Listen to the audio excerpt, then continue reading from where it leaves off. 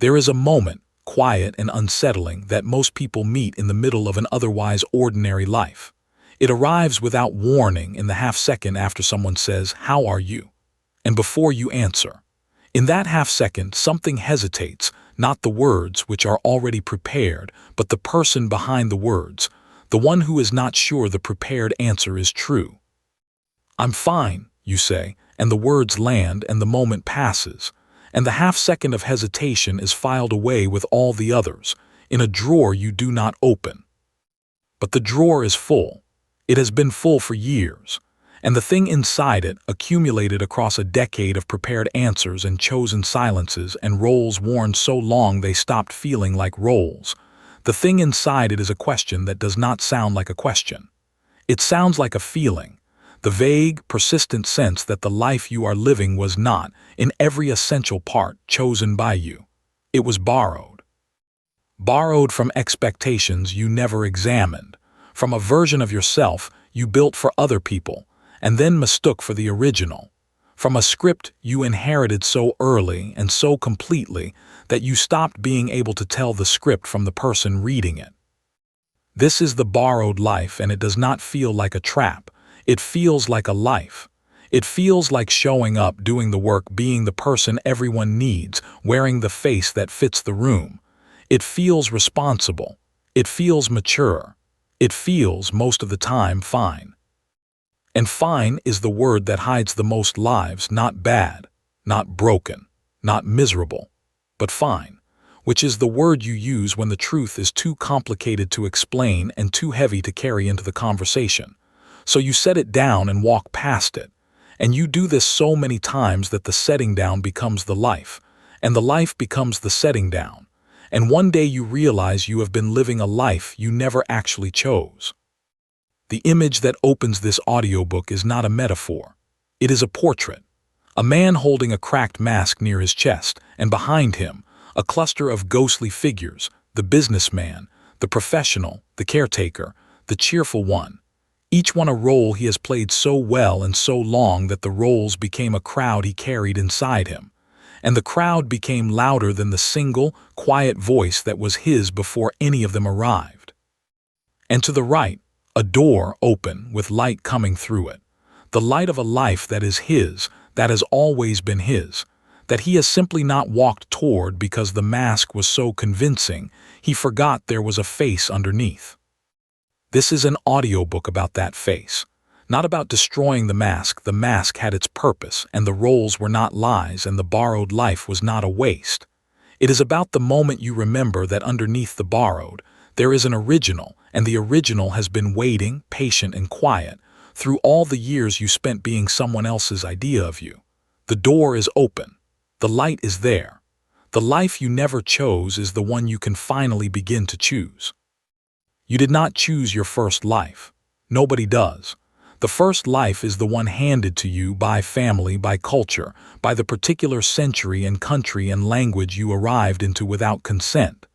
The first name, the first expectations, the first definition of success, spoken or unspoken, absorbed so early it felt like weather rather than opinion.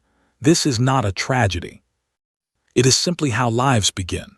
Borrowed, every one of them, from the people who were already there and the world they had already made. The borrowing is not the problem. The problem is that most people never reach the point where they set down what was handed to them and ask, which of this did I actually choose, and which did I simply carry because it was placed in my hands before I knew I had hands? The borrowed life becomes the only life not because the borrowing was forced, but because it was never examined, and an unexamined life eventually hardens into a life that feels like yours, the way a callus eventually feels like skin, protective, familiar, and entirely different from the original, which is still underneath, waiting. A useful exercise, though it is not easy. Take one current belief about who you are, a professional identity, a role in a family, a definition of what your life is for, and trace it back to its origin. Not where you adopted it, but where it began. Who said it first? Whose voice is it really when you say, "I am someone who"?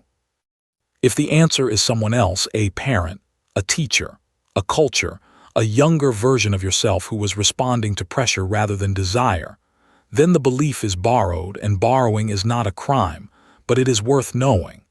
You cannot return what you never consciously accepted, but you can, at any point, choose to keep it or set it down, and the choosing is the beginning of the life that is actually yours. A concrete way to begin the tracing, because the principle is abstract until you do it. Take a sheet of paper and write 2 columns, inherited and chosen. Under inherited, list the roles, beliefs, and definitions you absorbed before you were old enough to question them, the career path, the definition of success, the way you handle conflict, the way you show affection, the things you are supposed to want. Under chosen, list the ones you consciously decided on, after the age of knowing you could decide. Most people find the inherited column is 3 times longer than the chosen one, and the ratio is not a failure. It is a map of the work, and the work is not to empty the inherited column but to move item by item from one column to the other, by examining each one and asking, do I keep this because it serves me, or because it was here first? The answer for most items is the second, and the answer is not a rejection. It is a rechoosing, and the rechoosing is what turns the borrowed into the owned, one item at a time, at whatever pace the life allows. A mask is a tool. It is a face you put on for a purpose, to fit a room, to meet an expectation, to survive a situation that required a version of you, the real you could not have navigated. Masks are not lies. They are adaptations, and the ability to adapt is one of the most practical forms of intelligence a person can have. The problem is not the mask. The problem is the moment you forget you are wearing one, because once you forget, the mask stops being a tool and becomes a face, and the face underneath it begins to atrophy from disuse, the way any unused thing does. The borrowing follows the same pattern. First, you borrow a way of being to fit a situation, the diligent child, the reliable friend, the agreeable partner. The borrowing works because it earns you what the situation offers: approval, safety, belonging. So you keep it. You wear it again tomorrow, and the day after, and the year after that. And gradually the wearing becomes so habitual that the boundary between the mask and the face blurs, and you cannot tell which reactions are yours and which are the mask's, because you have stopped checking. A man described it as the day he realized he had been performing a version of himself for 20 years and could no longer find the original. The performance was good, people trusted it, relied on it, loved it. But it was a performance, and the performer had been so dedicated to the role that the role became the whole person, and the whole person had no private life, because even alone, the mask stayed on, because the face underneath had not been used in so long that the man was afraid of what it would look like, and the fear of seeing it kept the mask on tighter. The crack in the mask, the one in the image, the one the man holds with both hands, is not damage. It is the beginning of seeing. The crack is the moment the borrowed life starts to show its seams, and the light gets in through the gap, and the light is the first sign that there is a face underneath, and the face is still there, and it is yours. The crack is not the end of the mask. It is the beginning of the choice, the first moment you can see that the face and the mask are not the same thing, and that the face has been waiting. A way to notice the mask in daily life, because the mask is invisible while it works. Catch the next time you adjust yourself before entering a room, the slight shift in posture, tone, facial expression, the calibration to the people inside. The adjustment is the mask being put on, and the putting on is so fast and so practiced that it feels like nothing. But it is not nothing. It is the borrowed life being activated, the mask being lifted from its hook and placed over the face, and the activation is so smooth that the person does not notice the gap between the face and the mask, because the gap has been closed by habit, and habit is the mask's greatest ally. Notice the adjustment. Do not stop it, simply see it, and seeing is the first crack, because once you can see the mask being put on, you can also see the face that was there before it, and the seeing is the beginning of the choice to stop wearing it where it does not belong. A second way to catch the mask: notice when you are alone. Does the face change when the audience leaves? Does the body relax, the voice drop, the posture shift, the thoughts become more honest? The shift is the mask being set down, and the setting down reveals the face, and the face is the one who was there before the room, and the face is the one the borrowed life has been hiding. The more you notice the shift from mask to face, from room to alone, the more the face becomes familiar, and the familiar face is the one you are trying to find, and the finding is not a discovery. It is a recognition, and the recognition is the first step toward a life where the face is the default and the mask is the tool, rather than the other way around. Behind the man in the image there is a crowd, ghostly figures, each one a role, each one a version of him that was worn for a purpose and then kept.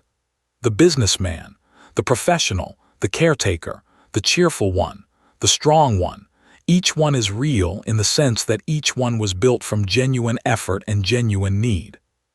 But each one is also a ghost, in the sense that it was never the whole person, only a fragment, a face designed for a single room, and the fragment has been carried long after the room was left. The crowd is the accumulated borrowed life, the collection of roles you have played so well that they form an assembly, and the assembly is louder than the single voice that was yours before any of them arrived. The crowd does not mean to drown you out. It is simply louder because it has numbers, and the original voice has only one, and one is quieter than many, especially when the many have been rehearsed for years. The work is not to kill the crowd.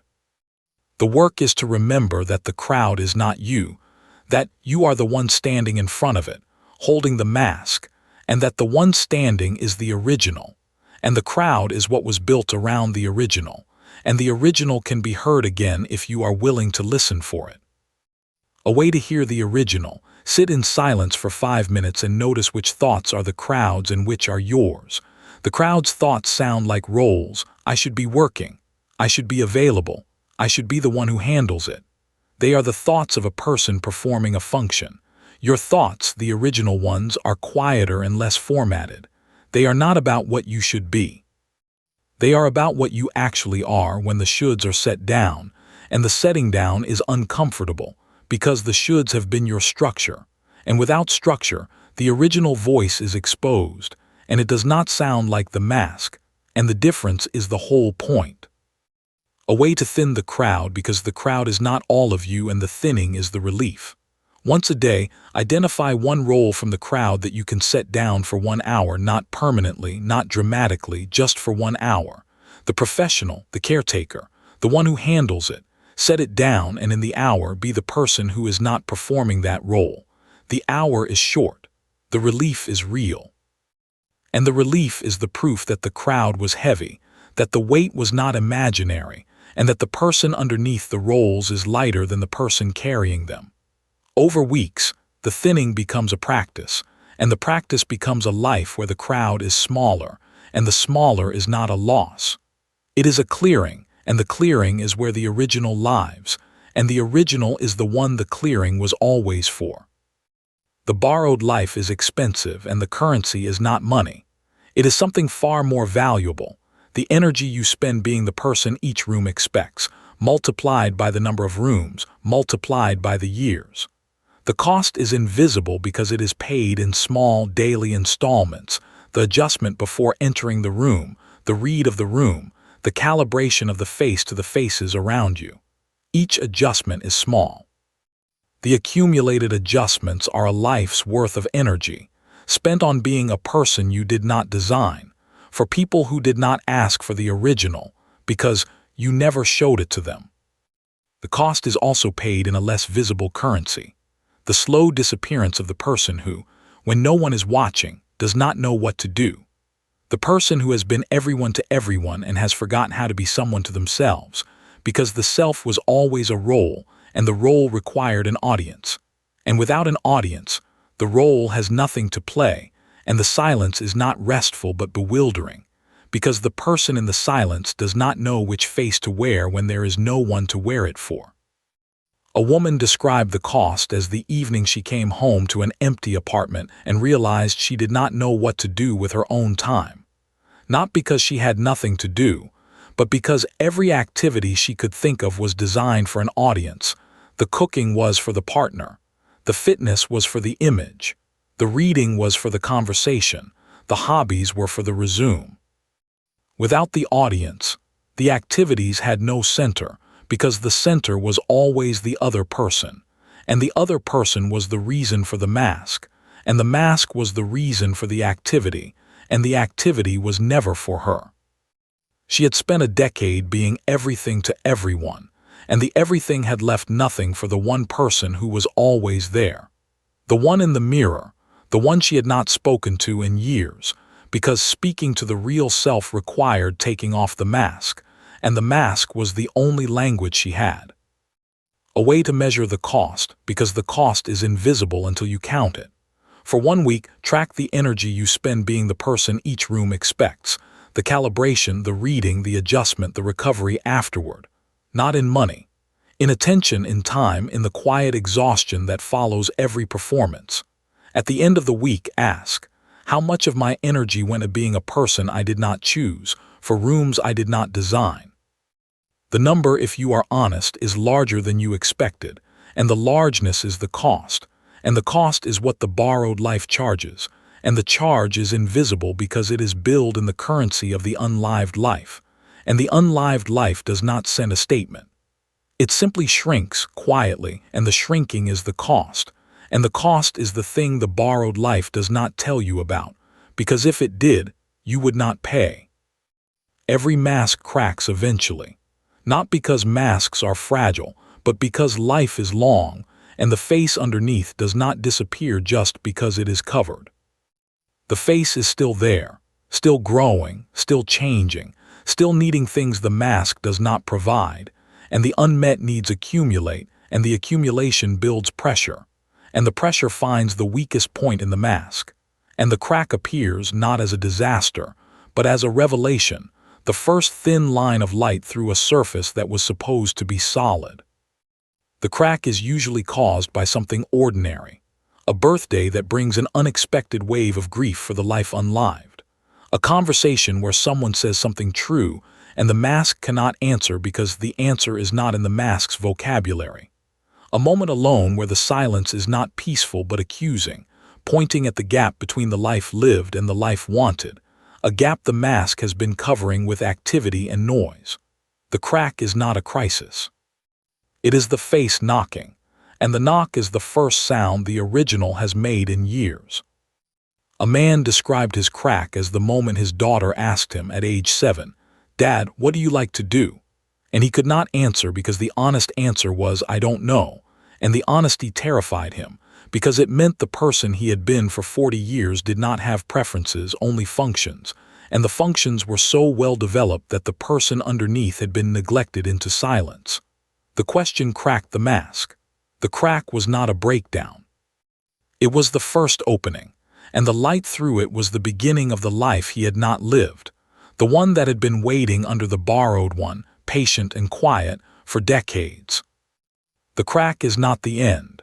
It is the beginning of seeing, and seeing is the prerequisite for choosing, and choosing is the act that turns a borrowed life into a lived one.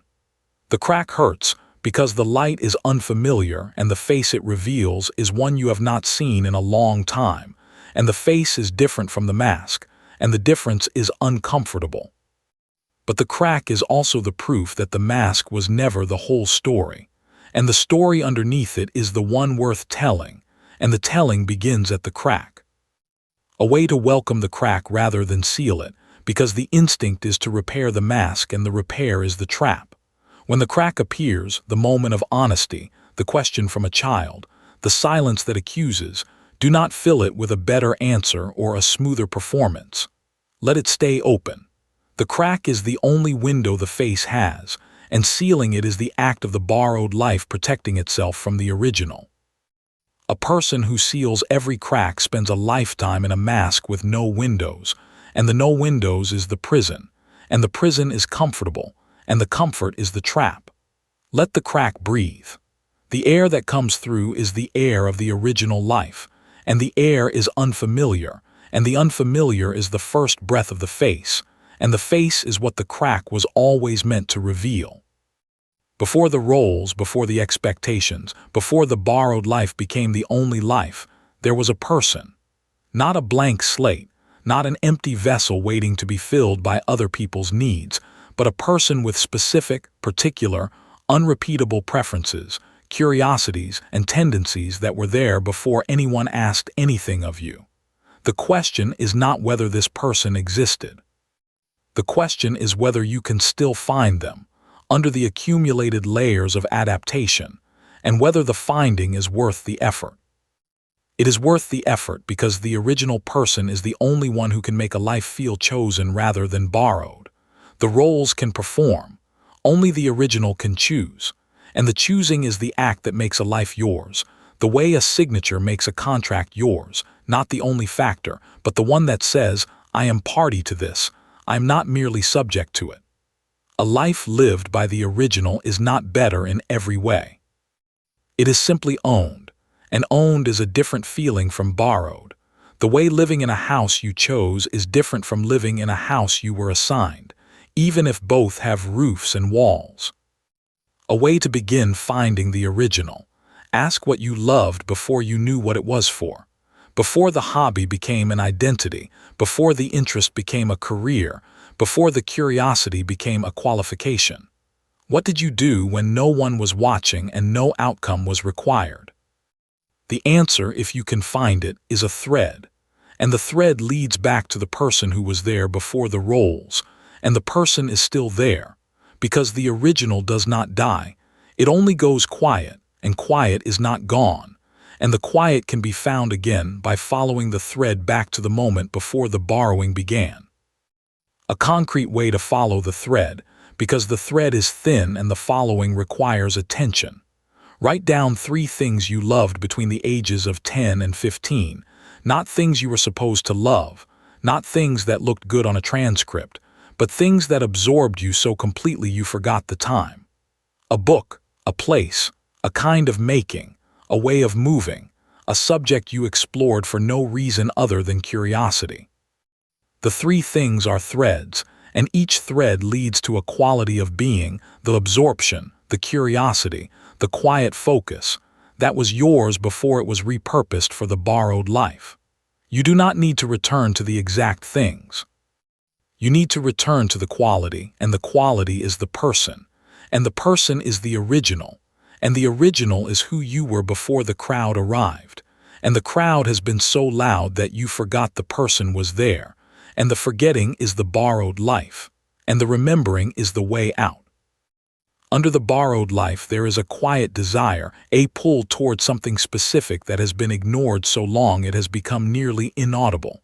Not a grand ambition, not a dream in the motivational sense. A quiet, persistent pull toward a way of being, a kind of work, a quality of life that is different from the one the mask was built to sustain. The desire did not disappear. It simply went underground because the borrowed life had no room for it, and the mask had no vocabulary for it, and the ignoring became habitual, and the habitual ignoring became the way you lived. The ignoring is not malice, it is efficiency. The borrowed life requires a particular kind of person, and that person does not have room for the quiet desire, because the desire points in a different direction, and the different direction would disrupt the borrowed life. And the borrowed life is the one that is currently working, and working means not asking questions. So the desire is set down, gently, the way you set down a book you intend to return to, and the setting down is repeated daily, for years, until the desire is so quiet that you can almost pretend it was never there.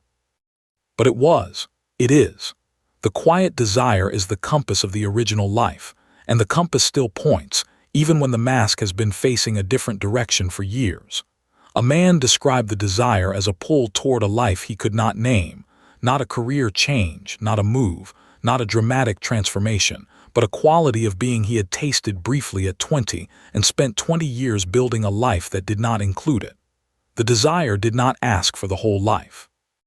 It asked for one moment, then another, and the moments were the thread, and the thread was the way back, and the way back was the way home. A practice for hearing the desire because it has been ignored so long it barely whispers. Sit for 5 minutes in silence and ask, what would I do if no one was watching and no outcome was required? Do not answer with a career or a purpose. Answer with a feeling, a quality, a texture. I would be quiet. I would make something. I would be outside. I would be honest. The answer is not a plan. It is a compass heading, and the heading points toward the original life. And the original life is the one the desire has been pointing toward all along, and the pointing has been steady, and the steadiness is the proof that the desire is not random. It is the original, speaking, and the speaking has been so quiet that you have to stop moving to hear it, and the stopping is the first act of listening, and the listening is the first act of the life that is actually yours. The borrowed life runs on a script, and the script was written before you arrived. Not by a villain, by well-meaning people who had a script of their own, handed to them by well-meaning people before them, each generation passing down a definition of a good life that was, in its time, practical and even loving. The script says, be responsible, be reliable, be the person who handles it. Don't rock the boat, don't ask for too much, be grateful for what you have. Success looks like this. A good person does this. The script is not wrong exactly. It is simply not yours, and the not yours ness is the thing you are not supposed to notice, because noticing would require asking whether the script serves you or you serve the script. The script is invisible because it is shared. Everyone around you seems to be following it, and the following makes it feel like the only way, and the only way does not invite questioning. But the script is not the only way. It is one way, and one way is not the same as the way, and the difference is worth examining, because the examining is the first act of the original, and the original is the one who can read the script and say, this part I keep, this part I set down, this part was never mine. A useful practice, write down the script as you understand it, not your script, the script, the expectations, the definitions, the rules. Write them as if they were external because they were, before you internalized them so deeply they felt like your own. Then for each line ask, did I choose this? Not is it good, did I choose it? The answer for most lines will be no, and the no is not a rejection. It is a beginning, the beginning of a life that is chosen rather than inherited, and the chosen life is not always easier, but it is always more yours, and more yours is the point. A way to hold the script lightly, because the script is not the enemy and the rejecting of it is not the goal. The script contains wisdom, some of it earned by generations before you, some of it practical, some of it worth keeping. The work is not to burn the script.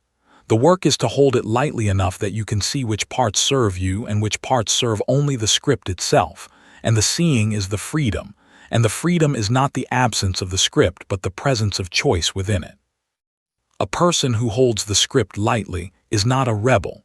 They are a reader who has realized they are also the author, and the authorship is the point. And the point is not to write a completely new script, but to edit the inherited one until it is yours, and yours is not a different script. It is the same script, read with awareness, kept where it serves and set down where it does not. And the setting down is the act of a person who has stopped being a character and started being the writer, and the writer is the original, and the original is you. Fitting in feels like freedom, and this is the cruelest trick of the borrowed life. It feels like freedom because it ends the anxiety of not belonging, and the end of anxiety feels like peace, and peace feels like arrival. But the freedom of fitting in is not the freedom of being yourself. It is the freedom of being accepted for being someone else, and the acceptance is real, and the someone else is real, but the someone else is not you, and the not you-ness is the price, and the price is paid in the quiet currency of the life you could have lived if you had risked not fitting. The false freedom is not a lie. The belonging is genuine.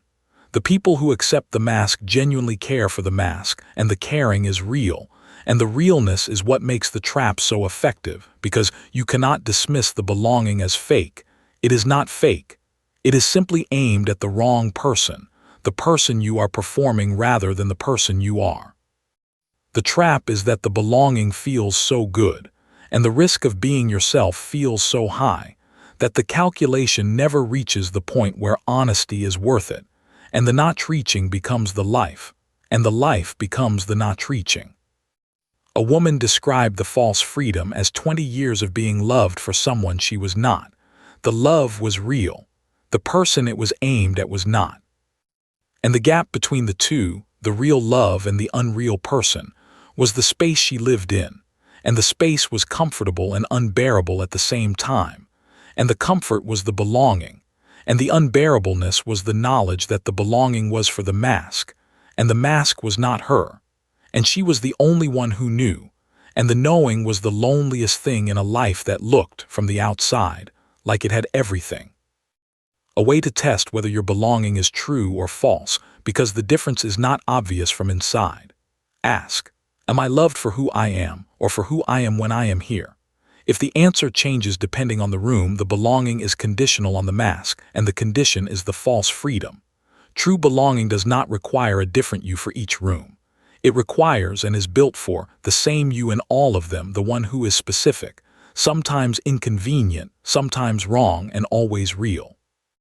The false freedom asks you to shrink. The true belonging asks you to be. The test is not whether people approve. It is whether you feel known, and known is different from approved, and the difference is the whole gap between a borrowed life and a lived one. The mask protects something. This is worth saying because the mask is often treated as pure cowardice, and it is not.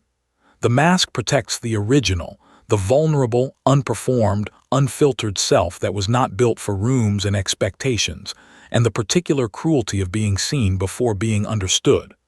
The mask is a shield, and the shield was necessary, and the necessity was real, and the realness deserves acknowledgement before any conversation about taking the shield off. But the protection has a cost, and the cost is the thing it protects. The mask protects the original from being seen, but it also prevents the original from being lived. And an unlived original is a protected original in the same way a locked room is a protected room, safe, yes, and also unused. And the unused room is the one you are afraid to enter, because the entering would require seeing what is inside. And what is inside is the life you have been protecting from the world by protecting it from yourself. A way to open the locked room, because the room is not as frightening as the fear of it. The original was protected from a threat that was real once and is memory now, and the memory is what keeps the lock on, not the present. Open the room the way you open a door you have not entered in years, slowly, with the acceptance that what is inside may be dusty, may be smaller than you remember, may be different from what you expected, and may also be the room you have been looking for the whole time you were living in the borrowed house, and the room was right here, locked by you, from the inside. The opening is not a dramatic event. It is a small, honest moment, a preference stated, a truth told, a no said when the mask would have said yes. And each opening is a key, and the keys accumulate, and the door swings wider, and the room becomes livable again. And the living is the life the mask was protecting you from, and the protection was the prison, and the prison had an open door, and the door was you. A man described the protection as the realization that he had spent his life keeping his real self safe from a world that had never actually attacked it. The mask was built in response to a threat that was real in childhood and imaginary in adulthood. And the mask stayed on long after the threat was gone, because the mask did not know the threat was gone, and the mask was doing its job, and the job was protection, and the protection had become the prison.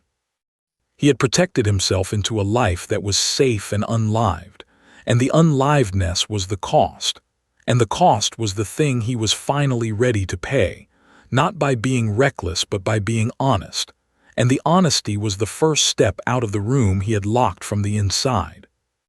The performance ends not with a dramatic exit but with a small, private decision. The decision is not to be different.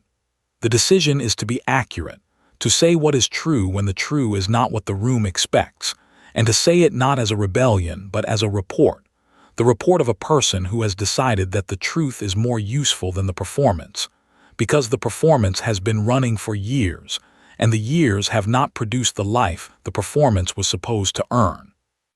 The first moment of not performing is terrifying, because the room will react, and the reaction will not be the comfortable approval the mask was designed to elicit, and the discomfort is the cost of honesty, and the cost is real.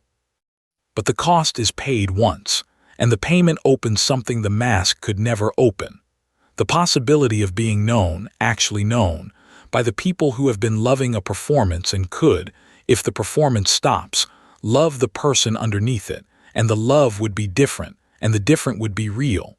And the real is what the borrowed life has been starving for. A concrete moment. A person is asked for the 100th time to be the one who handles it, and for the 100th time the mask says yes, and the yes is automatic, and the automatic is the borrowed life. This time the person pauses. The pause is the crack. In the pause the original speaks quietly. "I can't this time." 3 words. The mask did not write them.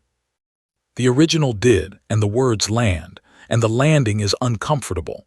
And the discomfort is the feeling of a life being chosen instead of performed.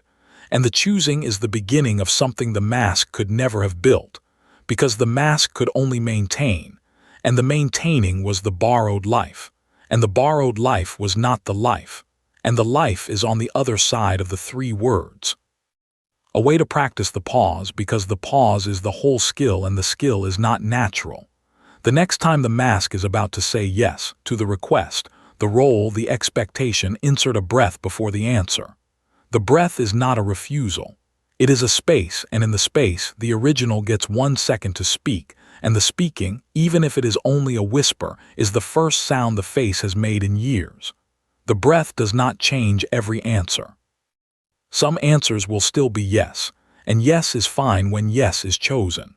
The breath changes the source of the answer, from the mask's automatic yes to the face's considered one, and the source is the difference between the borrowed life and the chosen one, and the difference is made in one breath, repeated, until the breath becomes the habit and the habit becomes the life, and the life becomes the one where the face, not the mask, answers the door. The crowd, the ghostly figures behind the man in the image, is heavy, and the weight is felt not as a single load but as a constant distributed pressure, the way atmospheric pressure is felt. Not as a push, but as the baseline of every moment, the feeling of carrying every role you have ever played, simultaneously all the time. The businessman, the caretaker, the professional, the cheerful one, the strong one, each one is a presence, and the presences accumulate, and the accumulation is the crowd, and the crowd is the weight, and the weight is what makes the borrowed life feel so exhausting, even when nothing dramatic is happening. The weight is invisible because it is distributed. No single role is heavy enough to notice. But the combined weight of a dozen roles, each one maintained, each one requiring its own calibration and its own audience awareness, is a life's worth of effort spent on being rather than doing. And the being is the exhaustion, and the exhaustion is the symptom, and the symptom is the clue that the crowd is there, and that the crowd is not you, and that the person carrying the crowd is carrying something that was never meant to be carried permanently. The relief of setting it down is not dramatic. It is the quiet, private relief of putting down a bag you have been holding so long you forgot it was in your hands. The shoulders drop. The breath deepens. The crowd does not disappear. The roles are still part of you. The way every experience is part of you, but the carrying stops. And the stopping is the difference between holding the crowd and being the crowd. And being the crowd is the borrowed life. And holding the crowd lightly, choosing which to engage and which to set down, is the beginning of the owned one. A practical way to lighten the load, because the load is carried by habit and the habit can be interrupted. Once a day, ask, which role am I performing right now that I could set down for the next 10 minutes? Not forever, for 10 minutes. Set it down. Be the person without that role for 10 minutes and notice what changes in the body, the breath, the thoughts. The 10 minutes are a rep, and the rep teaches the body that the role is not the person, and the teaching is the relief, and the relief is the evidence that the load was real, And the evidence is what makes the next setting down easier. And the easier is the path to a life where the roles are tools rather than identities. And the tools are held lightly, and the lightly is the freedom. And the freedom is not the absence of the crowd but the choice about which members of it to engage, and the choice is the owned life. And the owned life is the one where you are the one holding the mask, rather than the mask holding you. In the image, there is a door open, with light coming through it. The light is not a metaphor tacked on at the end. It is the structural truth of the whole picture. The borrowed life is dark, not because it is bad but because it is enclosed, and the enclosed space has no light of its own, and the only light comes from outside, from the door that has been open the whole time, and the openness of the door is the point. The way out has never been locked, only unapproached, because the mask faced inward and the crowd faced inward, and the whole borrowed life was a room with its back to the door. The door is the life you have not chosen, not the life you lost. You did not lose it. You simply did not walk toward it, because the walking would have required turning around, and the turning would have required facing the door, and the facing would have required seeing the light, and the light is the truth. And the truth is that the borrowed life is not the only life, and the not-onlyness is the invitation, and the invitation has been standing the whole time, patient and bright. On the other side of a door you have not walked through because the room was comfortable enough to stay. The light is not a promise of ease. The life on the other side of the door is not easier than the borrowed one. It is simply yours, and yours is not the same as easy. And the difference between yours and easy is the whole difference between a life and a performance. And the life is the one worth choosing, and the choosing is the walking, and the walking is the turning toward the door, and the door has been open all along. A way to begin walking toward the door, because the door is visible but the walking is hard. The walking requires turning your back to the crowd, and the crowd does not want you to leave, because the crowd needs you to perform, and the performance is what the crowd lives on. The turning is not a confrontation. It is a quiet reorientation, one decision, one honest moment, one small act of being the face instead of the mask, and the act is the first step, and the first step is the hardest, and the hardest is available to you in the next honest breath. You do not need to leave the whole life. You need to turn toward the door, and the turning is enough to begin, because the door is close, and the light is warm, and the life on the other side is not a fantasy. It is the life you have been living, minus the mask, plus the face, and the face is the part that was always worth walking toward, and the walking is the part that was always available, and the availability is the invitation, and the invitation is standing, patient and bright. On the other side of a door you have not yet walked through because the mask was facing the wrong way. Turn. Walk. The light is there. The person behind the mask is not a stranger. They are you, the you that existed before the roles, before the borrowing, before the performance became the whole life. The person is familiar, the way a childhood home is familiar. You have not been there in years, but the layout is still in your body, and the body remembers the way, and the way is the thread. And the thread is the connection between the borrowed life and the original one, and the thread has never broken, because the original does not break. It only goes quiet, and quiet is not gone. Becoming the person behind the mask is not a transformation. It is a return, not to a past self, because the past self was also incomplete, but to the quality of being that was there before the performance replaced it. The quality is specificity. The original is specific, the way a fingerprint is specific, not a general self but a particular one, with particular preferences, particular curiosities, a particular way of being in the world that was not designed for any audience and therefore does not need an audience to exist. The borrowed life is general, because it was built for general approval. The original life is specific, because it was built for no one, and the no one is what makes it yours. A man described the return as the day he realized he did not have to become someone new. He had to stop being someone old, the someone he had built for other people, and the stopping revealed the someone who had been there all along, and the someone was not a finished person. It was a beginning, and the beginning was honest, and the honesty was the difference, and the difference was the whole story. He did not become a different person. He became the person behind the mask, and the person was not perfect, and the not perfect was the proof that the person was real, because the mask was perfect, and perfection is the hallmark of the borrowed. A way to practice the return, because the return is not a single event but a daily practice. Each morning before the mask goes on, spend 1 minute with the face.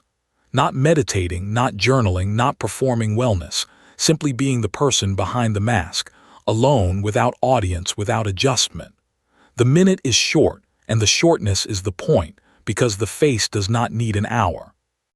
It needs to be acknowledged, and the acknowledgement is the practice, and the practice, repeated daily, rebuilds the familiarity between you and the person you were before the roles, and the familiarity is the thread, and the thread is what the return follows, and the return is not a journey to a distant self. It is a remembering of a near one, and the nearness is the whole gift, and the gift is the life that has been waiting, patient and quiet, behind the mask you forgot you were wearing. The life you actually chose is not the opposite of the borrowed life. It is the borrowed life, reclaimed, the roles kept where they serve, the masks worn where they fit, the borrowed patterns retained where they are useful, and the whole structure grounded in a single, quiet act of ownership that says, I am not this because I was told to be. I am this because I chose it, and the choosing is what makes it mine, and mine is the only thing that has ever made a life feel like a life rather than a performance. The chosen life includes the borrowed. It does not reject the past is part of the person, and the person is the one choosing. What changes is the center of gravity. In the borrowed life, the center is external, the expectations, the approval, the rooms that define the face. In the chosen life, the center is internal, the quiet, specific, unperformable self that was there before the rooms, and that now chooses which rooms to enter, which masks to wear, and which to set down, not from fear but from preference, and the preference is the freedom. And the freedom is not the absence of structure but the presence of choice within it. A concrete practice for the chosen life. Once a day, do one thing that has no audience and no outcome, not a productive thing, not a thing that will be seen or measured or praised. A thing that is simply for you because you like it, and the liking is the thread, and the thread leads to the original, and the original is the person who chose, and the choosing is the life. And the life is the one you actually wanted, and the wanting is the proof that the mask is off, and the mask being off is the proof that the door has been walked through, and the door has been open all along. A second practice, because one practice is a start and two is a pattern. Once a week, do one thing the mask would never do, not reckless, not dramatic, but specifically something the borrowed life does not include, because the borrowed life was designed for a different person, and the different person did not include this. A class in something you have no reason to take. A conversation with someone who does not fit the script. A statement of a preference the mask has been hiding. The weekly act is a brick, and the bricks, laid over months, build a life that is not the borrowed one but the chosen one, and the chosen one is not a different planet. It is this life, with the mask off and the face showing, and the showing is the life, and the life is the one you actually wanted, and the wanting is the proof that the face is back, and the face is the one who was always there, and the always is the deepest comfort. The person you were looking for was never lost. They were behind the mask, and the mask was removable, and the removal was available at any time, and the only thing required was the willingness to stop being someone else long enough to be yourself, and the yourself was not gone. She was waiting, and the waiting is over, and the life is beginning, and the beginning is now. There is a life beyond the masks, and it is not a life without masks. It is a life where the masks are chosen, worn, and set down by a person who knows the difference between the mask and the face, and who has decided that the face is the one in charge, and the masks are tools, and the tools serve the face rather than the face serving the tools. This life is not easier than the borrowed one. It is simply owned, and owned is the only state in which a life feels like a life, and the feeling is not a luxury. It is the point. The man in the image holds the cracked mask near his chest, and the crack is the light, and the light is the door. And the door is the life he has not yet walked toward but can now see, because the mask is cracked and the crack is the seeing, and the seeing is the choosing, and the choosing is the beginning of the life that is his. The ghostly crowd is behind him. The door is open. The light is there. And the face underneath the mask, the one you have been afraid to show, the one that is specific and imperfect and unperformable and yours, that face is not a stranger. It is you, the one who has been there all along, waiting to be lived. Beyond the masks is not a destination. It is a direction, the direction of honesty, of specificity, of a life that is chosen rather than borrowed, and the direction is available to you in the next moment you are honest. And the honesty is the door, and the door is open, and the light is the life, and the life is yours, and it has been yours the whole time. You simply had to stop being someone else long enough to see it. Stop, see, choose, walk.